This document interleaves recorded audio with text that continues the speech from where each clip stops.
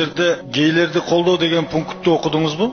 Көрдүк, ооба, туура. Ушуну сиз көрүп туруп, ушуга чечим кабыл алганга барып атасызбы? Кеп мен колдоймунбу, колдобоймун эмес. Бул медициналык маселе. Сиз өзүңүздүн жеке оюңузду айтсаңыз, эркек катары, кыргыз катары, мусулман катары, кыргыздын бийлигинин башында турган адам катары вице-премьер болуп. Мынау программаны колдойсузбу, колдобойсузбу? Кыргыз эли баары көрүп турат. Мындай жиркеничтүү нерсени жогорку кеңеште талкуулаган, ушака чейин алып чыккан, ушулга жооптуулардын баарын жоопко тартыш керек.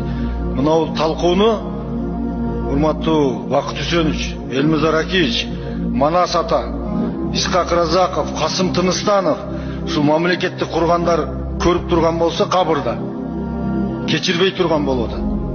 29 миллион доллар эмес, 29 миллиард доллар болсо дагы эркек менен эркекти үйлөндүрсө мына отургандар бир тыйынга тетебейт. Кыргыз улутун курута турган, кыргыз улутунун намысын дебелей турган программаны киргизип атасың.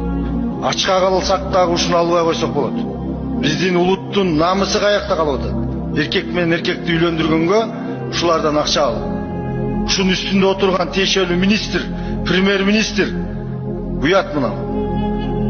Урматтуу фракциянын лидерлери, мынага жол берген вице-премьерди баш кылып туруп, президентке фракциянын чечим чыгарып бериш керек.